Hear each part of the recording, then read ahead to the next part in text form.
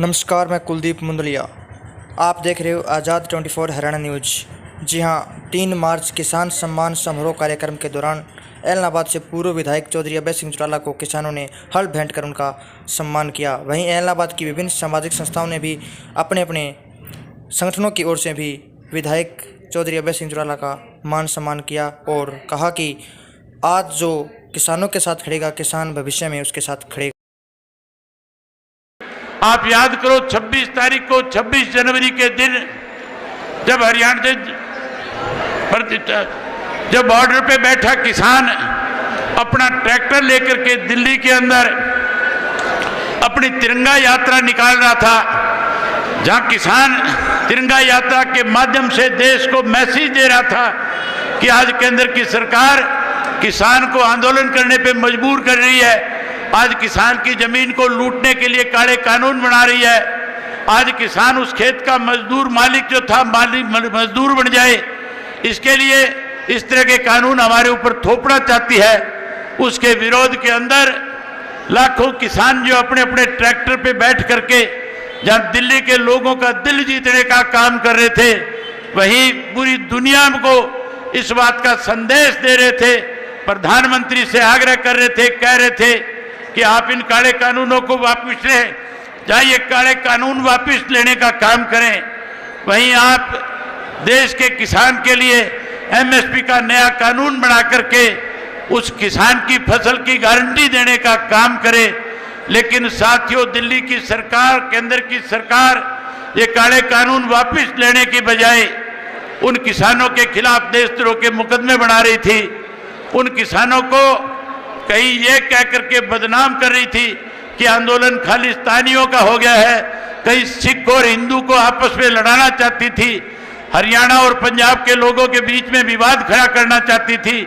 एक षड्यंत्र 26 तारीख को रच करके इन्होंने इस देश के किसान को बदनाम करने की कोशिश करी थी। मैंने उससे पहले ये बात कह दी थी कि अगर 26 तारीख तक ये काले कानून वापस नहीं ले लिए जाएंगे तो मैं 27 तारीख को असेंबली में जाकर के स्पीकर को अपना इस्तीफा सौंपने का काम करूंगा। मैंने साथियों इस्तीफा इसलिए भी दिया था कि लगातार बहुत सारे ऐसे राजनेता इस देश के थे जो किसान आंदोलन में जाकर के कहते थे कि हम चाहे आज सत्ता के साथ है, लेकिन किसान के साथ अगर सरकार किसी किस्म से कोई दबाने की, कुचलने की कोशिश करेगी तो हम सत्ता को छोड़ करके किसान के साथ आकर के खड़े हो जाएंगे। मैं उन बहरूपियों के चेहरे बेनकाब करना चाहता था जो केवल किसान की बात कह करके किसान को बरगलाने की कोशिश कर रहे थे। हमारे हरियाणा प्रदेश के अनेक ऐसे विधायक थे जो जाकर के कहीं बॉर्डर के ऊपर घड़ियाली आंसू बहाते थे, जो कहते थे कि हम किसान के हमदर्द, हम किसान के साथ रहेंगे। आज साथियों, मेरे इस्तीफा देने के बाद वो सारे बहरूपीय बिल में बढ़ करके रह गए। आज उनमें से एक भी किसी भी पेट्रोल बैरियर पे नहीं जा सकता, उनमें से कोई एक भी आज किसी किसान आंदोलन का हिस्सा नहीं बन सकता। आज साथियों, जिस ढंग से किसानों को कमजोर करने की साजिश ये केंद्र की सरकार रच रही है, मैं आपसे एक ही बात कहना चाहूंगा। मेरे सामने सिर्फ 2 विकल्प थे, एक मेरे सामने कुर्सी थी और दूसरा मेरे सामने किसान था। मुझे उन दोनों में से एक का चयन करना था। मेरी रगों में चौधरी देवीलाल जी का खून है और चौधरी देवीलाल ने बड़े से बड़े पद को ठोकर मारने का काम किया। चौधरी देवीलाल ने प्रधानमंत्री के पद को भी, अपने ताज को भी वीपी सिंह के सर पे रखने का काम किया था। चौधरी देवीलाल ने जो बात लोगों के बीच में कभी कही, उस बात को कभी कमजोर नहीं होने दिया। मेरे सामने केवल 2 विकल्प थे। एक विकल्प था कि मैं विधायक के पद पे बना रहूं और दूसरा विकल्प था कि मैं चौधरी देवीलाल की नीतियों को आगे बढ़ाने का काम करूं। चौधरी देवीलाल की नीतियों को आगे बढ़ाने के लिए मुझे कुर्सी छोड़नी थी। मैंने कुर्सी छोड़ करके किसान के साथ खड़े होने का काम किया। जहां किसान के साथ खड़ा हुआ, वही साथियों आपसे एक अपील करने के लिए आया हूं। आप बहुत लंबे समय से बैठे हो, बहुत देर से आप आए हुए हो। आपका मन, ये जो कलाकार साथी बैठे हैं, ये कलाकार पहले थे, आज ये किसान के पुत्र है, आज ये किसान के बेटे हैं, आज ये किसानों की आवाज है, आज ये किसानों के लिए लड़ने का काम कर रहे हैं। आज ये मनोरंजन करवाने के लिए नहीं आए, आज आपको यह आह्वान करने के लिए आए हैं कि अगर आप किसान के घर में पैदा हुए हो तो फिर आपको सारे राजनीति से ऊपर उठ करके सारी आपसी छोटे मोटे विवाद भूल करके इस किसान आंदोलन का हिस्सा बन करके उस किसान को नए सिरे से आजाद कराने का काम करो, जिस किसान को आज देश की सरकार कमजोर करने की कोशिश कर रही है। मैं उम्मीद करूंगा कि हमारे इलाके का एक एक किसान जो है, चाहे अब फसल की कटाई का समय आने वाला है, उसको चिंता करने की जरूरत नहीं है। साथियों, इस आंदोलन को मजबूत करने के लिए आप लोगों को अपनी खड़ी फसल खेत के अंदर जिसकी चिंता मत करना, किसी साथी की फसल की कटाई में दिक्कत आएगी मुझे फोन करके कह देना, उसके खेत में कंबाइन भेज दूंगा, उसकी गेहूं मैं कटवाऊंगा, उसकी गेहूं मैं निकलवाऊंगा और उसकी गेहूं को एमएसपी पे मेरा काम है बिकवाने का।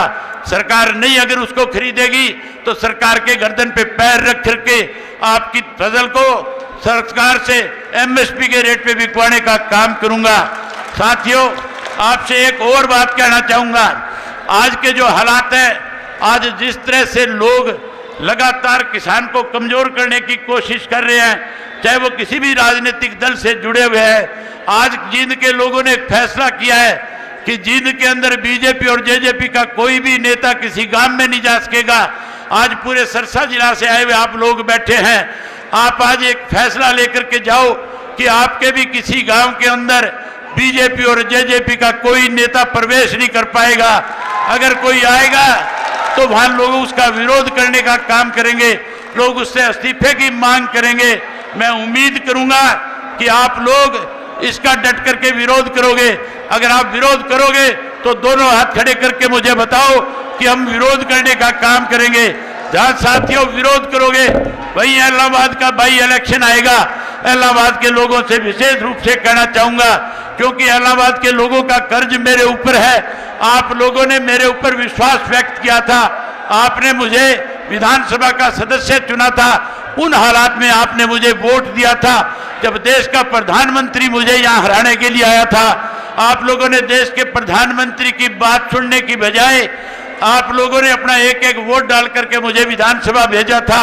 साथियों, उसी तरह से आने वाले समय में जब कल चुनाव हो आपके यहाँ पे, तो उस चुनाव के अंदर भी भारतीय जनता पार्टी और जेजेपी के लोगों को सबक सिखाना और फिर से अपनी ताकत हरियाणा की विधानसभा में भेजने का काम करना। आप आए, आप सब ने मेरी बात को सुना, आप सबका बहुत धन्यवाद। जय हिंद, जय हरियाणा।